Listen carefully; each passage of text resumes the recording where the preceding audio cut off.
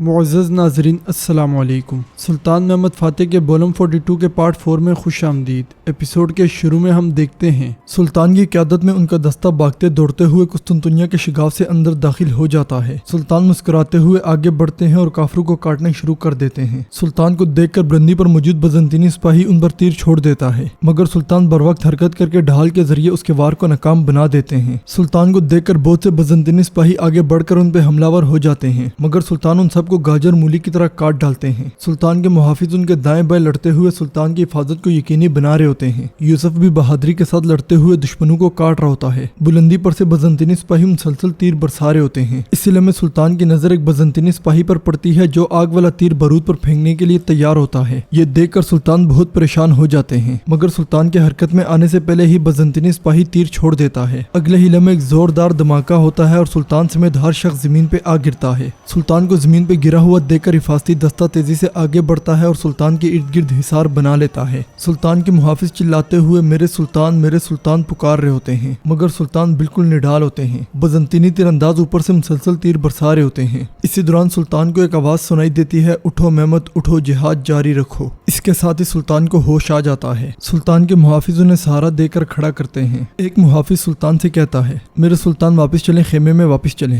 مگر سلطان اسے پکڑتے ہوئے کہتے ہیں، یا تو یہ شہر گرے گا یا پھر میں گروں گا، آگے بڑھو آگے بڑھو۔ دیواروں پر موجود بزنطینی سپاہیوں کو تیر برساتے ہوئے دیکھ کر سلطان کے حکم پر عثمانی سپاہی بھی ان پر تیروں سے حملہ کر دیتے ہیں، جس کی وجہ سے بہت سے بزنطینی تیر انداز جہنم واصل ہو جاتے ہیں۔ موقع ملتے ساتھ ہی سلطان بھی آگے بڑھ جاتے ہیں۔ دوسری طرف بالیبی اور مصطفیٰ شدید مشکل میں ہوتے ہیں۔ بزنطینی سپاہیوں نے انہیں ہر طرف سے گھیرا ہوتا ہے، مگر اسی دوران علی بے ان کی مدد کے لیے آ پہنچتے ہیں اور بلند آواز سے کہتے ہیں، ہم یہاں ہیں ملکوچ اوغلو۔ ایورانوس اوغلو علی بے کو دیکھتے ساتھ ہی بالیبی اور مصطفیٰ بہت خوش ہوتے ہیں اور دشمنوں پر ٹوٹ پڑتے ہیں۔ سردار علی بے کے سپاہی دشمنوں کو بے دردی کے ساتھ جہنم واصل کرتے ہی چلے جاتے ہیں۔ بزنطینی سپاہی مقابلے کی بہت کوشش کرتے ہیں، مگر علی بے کے سپاہیوں کے سامنے ان کی ایک نہیں چلتی۔ سردار علی بے اور ان کا بیٹا الپرین بھی اپنی تلواروں کا بے باک استعمال کرتے ہیں اور بہت سے دشمنوں کو موت کے گھاٹ اتار ڈالتے ہیں۔ دیکھتے ہی دیکھتے سارے کے سارے بزنطینی سپاہی مارے جاتے ہیں۔ بالی بے آگے بڑھ کر علی بے کا شکریہ ادا کرتے ہیں اور علی بے وہاں پڑی ہوئی توپ کو دیکھ کر کہتے ہیں، یہ کیا ہے؟ توپ کو دیکھتے ساتھ ہی بالی بے مسکرانے لگ جاتے ہیں۔ دوسری طرف فرانسسکو سپاہیوں کو لیے ہوئے شہنشاہ کے پاس آتا ہے۔ شہنشاہ پوچھتا ہے، کیا صورتحال ہے فرانسسکو؟ جواباً فرانسسکو کہتا ہے،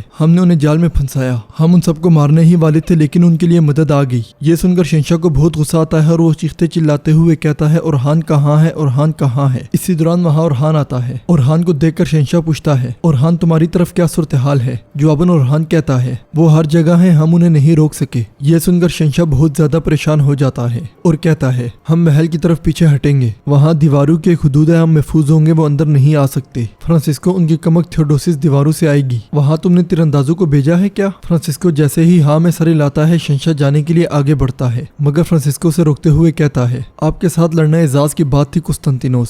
یہ کہتے ساتھ ہی وہ پرجوش انداز میں اس کے ساتھ ہاتھ ملاتا ہے اور مزید کہتا ہے، دوسری طرف ملاقات ہوگی، مگر شہنشاہ کہتا ہے، ایسا نہیں ہوگا فرانسسکو، ہم شہر کو بچائیں گے، فکر نہ کرو۔ یہ کہتے ساتھ ہی شہنشاہ وہاں سے آگے بڑھ جاتا ہے اور فرانسسکو اورحان سے کہتا ہے، میرا بھائی مجھے پکار رہا ہے اورحان۔ یہ کہتے ساتھ ہی وہ وہاں سے آگے بڑھ جاتا ہے۔ ادھر دوغان اور بہادر بے سپاہیوں کے ساتھ کافروں کی تلاش میں آگے بڑھ رہے ہوتے ہیں۔ آگے بڑھتے ہوئے ان کا سامنا زگنوس پاشا اور شہاب الدین پاشا سے ہو جاتا ہے۔ شہاب الدین پاشا اور زگنوس پاشا کو دیکھ کر دوغان کہتا ہے، گلیوں میں کوئی نہیں بچا۔ اس پر شہاب الدین پاشا کہتے ہیں، شاید کہ وہ بندرگاہ کے ذریعے کشتیوں سے چلے گئے ہوں۔ بہادر بے کہتے ہیں، مجھے ایسا نہیں لگتا میرے پاشا، میں نے بندرگاہ پر 2 گروہ چھوڑے ہیں، وہ ضرور محل کی طرف پیچھے ہٹ گئے ہوں گے۔ زگنوس پاشا کہتے ہیں، محل کی دیواریں مضبوط ہیں، اسی لیے وہ وہاں پیچھے ہٹ گئے ہوں گے۔ یہ کہتے اور سنتے ساتھ ہی وہ سب آگے بڑھتے ہیں تو ان کا سامنا بالی صاحب اور ایورانوس اوغلو علی صاحب کے ساتھ ہو جاتا ہے۔ سب ایک دوسرے کو دیکھ کر بہت زیادہ خوش ہوتے ہیں۔ ناظرین، اس کے بعد ہم دیکھتے ہیں چرچ میں فاطمہ اور گنادیوس لوگوں کے ساتھ موجود ہوتے ہیں۔ وہاں موجود بچے، خواتین اور بوڑھے بہت زیادہ خوفزدہ ہوتے ہیں۔ لوگ رو رو کر دعائیں مانگ رہے ہوتے ہیں، پادری انہیں حوصلہ دے رہے ہوتے ہیں۔ اسی لمحے وہاں موجود کچھ لوگ کہتے ہیں، شہنشاہ زندہ ہوگا، ہمیں یہاں رکنے کے بجائے اس کا ساتھ دینا چاہیے، چلیں اس کے ساتھ مرتے ہیں، ہمیں اپنے بادشاہ کو اکیلا نہیں چھوڑنا چاہیے، اگر ضرورت پڑی تو ہم مر جائیں گے، ہم مر جائیں گے۔ یہ کہتے ساتھی وہ جیسے ہی جانے کے لیے آگے بڑھتے ہیں، فاطمہ انہیں روکتے ہوئے کہتی ہے، آپ کے خیال میں آپ لوگ کیا کر رہے ہیں؟ जवाबन एक शख्स कहता है हम अपने शहर का दिफा करेंगे। फातिमा कहती है नहीं, मैं इसकी इजाजत नहीं दे सकती। महमद तुम्हारी वजह से गिरजाघर के लोगों पर आग बगोला हो सकता है। ये सब औरतें बच्चे बूढ़े तुम्हारी वजह से इन्हें भी सजा मिल सकती है। इस पर वो शख्स पूछता है हमें कैसे पता कि वो यहाँ आकर हम सबको कत्ल नहीं करेगा। फातिमा कहती है अगर वो आवाम को नुकसान पहुंचाना चाहता तो वो अपनी तोपों से शहर के अंदर गोले मारता, वो पानी के रास्तों में जहर मिला देता और हमें यहीं प्यासा मरने के लिए छोड़ देता, लेकिन उसने ऐसा नहीं किया। महमद को आवाम से कोई मसला नहीं है, उसका वाहिद मसला शहंशाह है। बराए मेहरबानी अब आप लोग यहाँ बैठकर दुआएं करें। गिनादियोस भी फातिमा की तायद करते हुए कहता है मारिया ठीक कह रही है, हाँ हमें वो पहले ही मार चुका होता। फातिमा और गिनादियोस की बातें सुनते साथ ही सब लोग आराम से बैठ जाते हैं। दूसरी तरफ शहंशाह ओरहान फ्रांसिस्को और सिपाहियों के साथ एक दीवार के पीछे मौजूद होता है और ओरहान से पूछता है क्या तुर्कमान से कोई खबर है ओरहान? ओरहान कहता है वो अपने रास्ते पर हैं, लेकिन उन्हें आने में कुछ दिन लगेंगे। फ्रांसिस्को कहता है मैंने हर उस कप्तान को पैगाम भेजा है जिसे मैं जानता हूँ, लेकिन उनकी आमद में 1-2 दिन लगेंगे। शहंशाह कहता है फिक्र ना करो, इन दीवारों को तबाह करने में उन्हें ज्यादा वक्त लगेगा, महल तक आने का कोई दूसरा रास्ता नहीं है। शहंशाह के ये कहते साथ ही सामने वाली दीवार पर तोप का एक जोरदार गोला आ लगता है। दीवार के हिलने की वजह से धूल मट्टी उड़ पड़ती है। बाहर से लश्कर के अल्लाह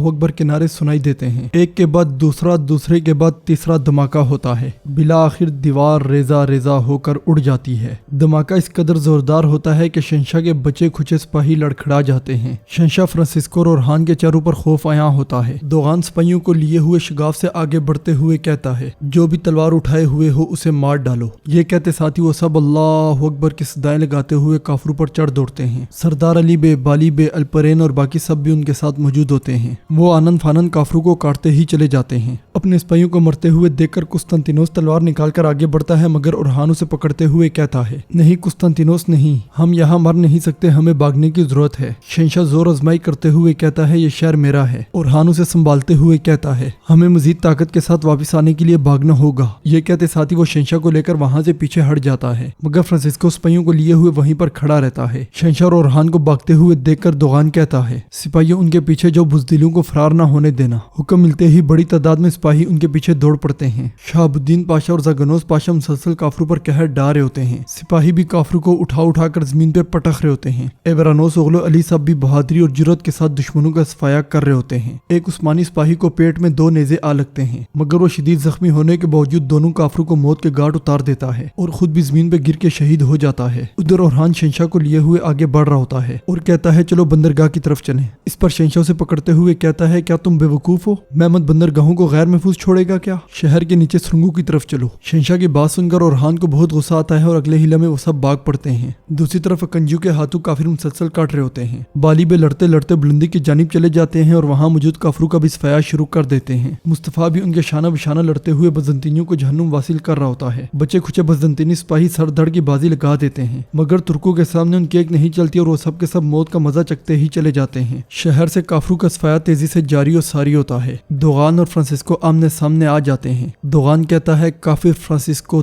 तुम बुज़दिल, बेईमान बुज़दिल, तुम कलंदर को कैसे मार सकते हो? जवाबन फ्रांसिस्को कहता है तुम बहुत बोल रहे हो जानसीरी, चलो इसे खत्म करें। दोगान कहता है देखो अब तुम मर्द बनने की कोशिश कर रहे हो। ये कहते साथ ही दोगान उस पर हमलावर हो जाता है। दोनों एक दूसरे पर बढ़ चढ़ के हमले करते ही चले जाते हैं, मगर दोगान के पे दर पे वार फ्रांसिस्को को घुटनों के बल ले आते हैं। घुटनों के बल आने के बाद फ्रांसिस्को कहता है मुझे मार डालो। जवाबन दोगान कहता है तुम मरोगे, कलंदर वहाँ तुम्हारा इंतजार कर रहा है। ये कहते साथ ही वो दोनों तलवारों के साथ उसका गला काट डालता है। नाजरीन यूं एक गलतफहमी की बुनियाद पर सुल्तान से दुश्मनी करने वाला फ्रांसिस्को अपने भाई के बाद अपनी जान को भी खो देता है। इसके साथ ही एपिसोड का इख्तिताम होता है। उम्मीद करते हैं आपको वीडियो पसंद आएगी। वीडियो पसंद आए तो वीडियो को लाइक करें, चैनल को सब्सक्राइब करें और बेल आइकन पर लाजमी क्लिक करें। मिलते हैं इंशाल्लाह अगली वीडियो में। अल्लाह निगहबान।